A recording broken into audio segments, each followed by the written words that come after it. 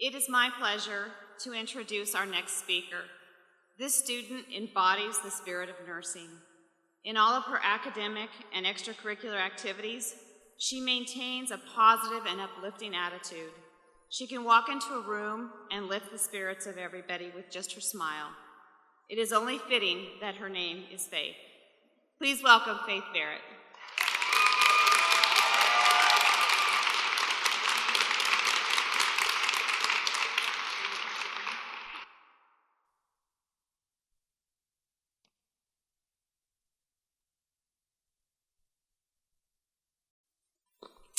We got a book here. Hold on.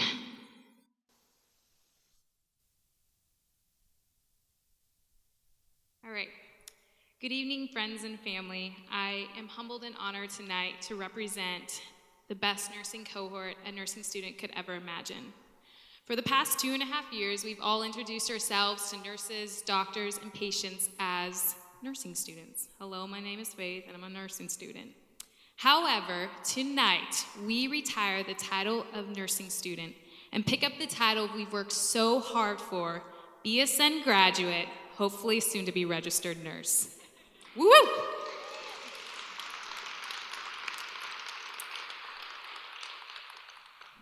2.5 years have flown, and somehow painting a small picture, I said small, of what we all have endured seems appropriate. For many of you, this may be your first time seeing us in 2.5 years because thanks to nursing school, our lives have consisted of endless reading, ATI, NCLEX prep, and somewhere in the middle of all of that, eat, pray, and a small nap. Yes, I said nap. There is no sleeping in nursing school. The day that we received our acceptance letter was by far the best day of our lives, and the next best day of our lives will be when we pass NCLEX. But that day that we received our acceptance letters, we were on cloud 9. Nothing could touch us.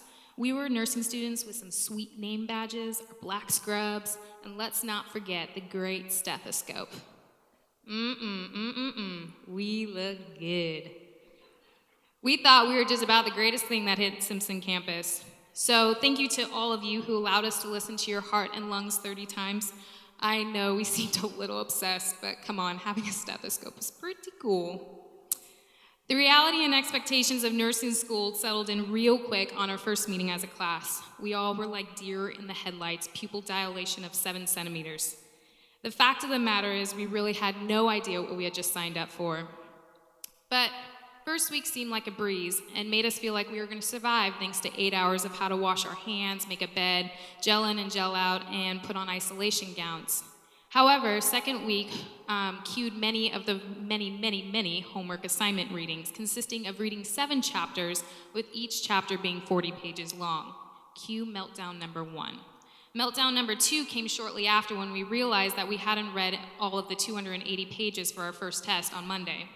And to further anxiety, each test had this horrible concept that all answers were right except one was better, and that select all that apply questions were teachers' favorite. My first question is, who does that and why? Despite the anxiety of test taking, first semester was centered around how to assess our patients. This consisted of saying terms that made us sound really smart. For example, patient's head is atraumatic, normocephalic, mild alopecia, pupils equal, round, and reactive to light, cranial nerves 2 through 12 are intact. Smart, huh? But if you are a nursing student in your first semester, you always draft your friend to be your professional dummy.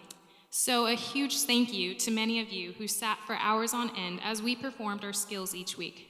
However, we lost each and every one of you the week that we had to practice our sterile technique by inserting a urinary catheter.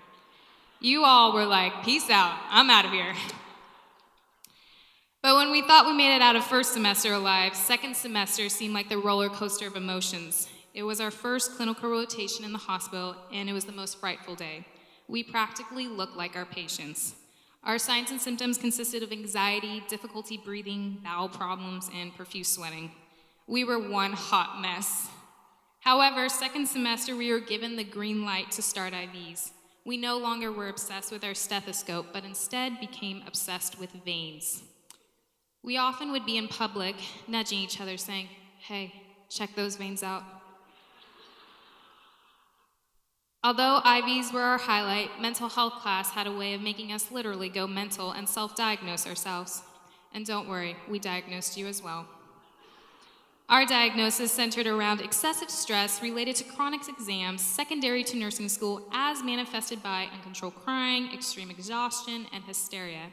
It probably had to do with the fact that we were taking pharmacology at the same time. We could barely tell you what anything was used for, except that we needed an Ativan for anxiety and Zofran for nausea post each pharmacology test we took, especially our final.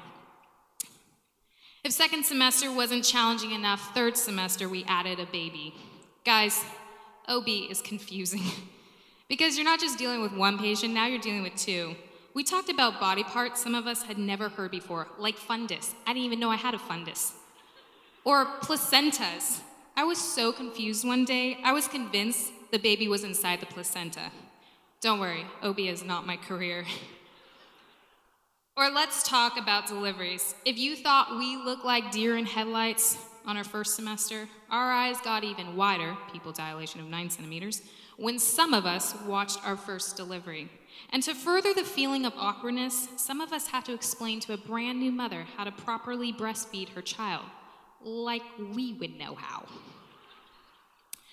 No matter how foreign the process of childbirth and the activities that come thereafter, which was to most of us, it was probably one of the most rewarding things to watch life entering into the world. Fourth semester challenged us to stop thinking black and white and to start thinking critical in the intensive care unit, aka ICU. It was our fourth semester. You would think that returning to clinicals, we would feel all sure of our skills and confident. However, ICU proved us wrong. We practically were a walking shock patient, which consisted of low blood pressure, fast heart rate, and again, sweating profusely.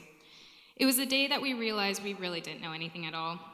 Have you ever been around somebody speaking a foreign language and you thought to yourself, gosh, I wonder what they are talking about? Yeah, welcome to ICU. We walked in there and everybody was talking in a language we had never heard before. People were like shouting out, this guy's CVP is 6 and his PEEP is this and ICP is that and this guy has a swan. Swan? Whoa, whoa, whoa, whoa, what the heck is a swan? If you're a black and white thinker, you all probably imagined a cute little white swan like I did my first day.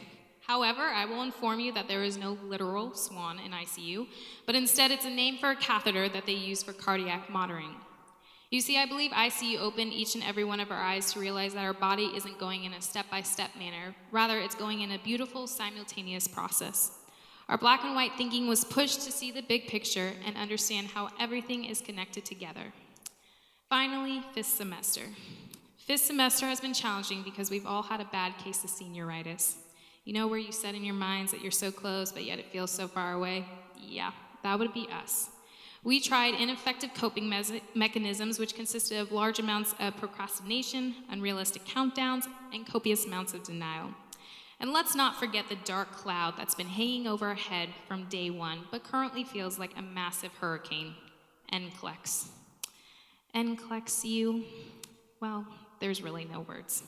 For those of you who may not know, NCLEX is the arch nemesis of every nursing student. If 2.5 years isn't long enough, post-grad we have to take this gigantic test to give us the great title of RN. You see, in the middle of each semester we are dying and praying, Jesus, please just get me out of nursing school. And now we are on our knees praying that we pass NCLEX. Don't get me wrong, during the craziness that is the final semester of nursing school, I personally believe we developed ourselves into becoming leaders in our career. We've been inspired to lead with greatness and serve with excellence. We've been empowered through leadership class to know what we believe in and what's worth fighting for.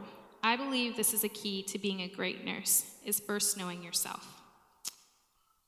The success of these 2.5 years couldn't have been done without all of the family, friends, and various supporters who's been with us every step of the way. Throughout this entire process, you have been exposed to our roller coaster of emotions, including hysterical meltdowns because we failed our first test, or maybe it was quite the opposite because we just squeaked by with a 76%. I never thought I could cry so much in 2.5 years, but nursing school always has a way of proving us wrong. A sincere gratitude to each and every one of you who has journeyed with us doesn't even begin to scratch the surface as the amazing support you have given all of us through this crazy journey.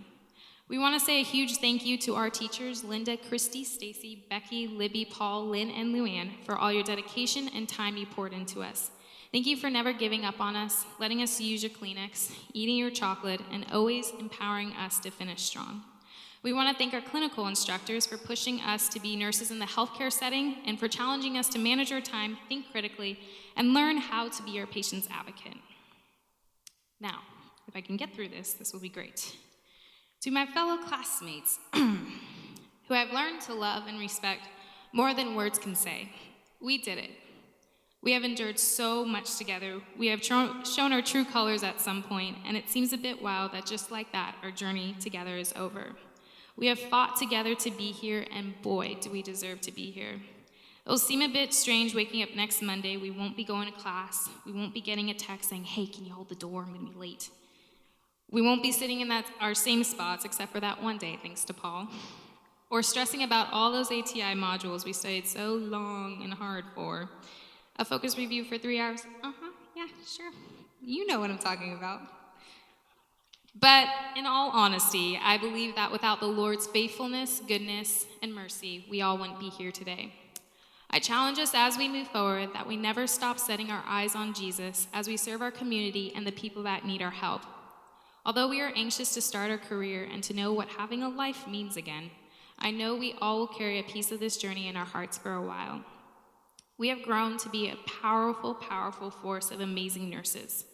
We carry healing hands that are going to change our patients' lives. We carry hearts full of compassion to comfort the forgotten. We have hearts that are willing to serve, minds that are ready to think critically, and we have a burning desire to love our patients like they've never been loved before. We all have impacted each other and driven each other to be better, or some days we absolutely drove each other crazy. But as we move forward, may we never forget why we chose nursing. Always remember to remain true to what we believe in, and remember that nursing is never about us, but serving and advocating for our patients. Class of 2016, and to the best nursing cohort Simpson Nursing's program has ever had, I'm a little biased. We were born to be nurses. Let's get up and change the world.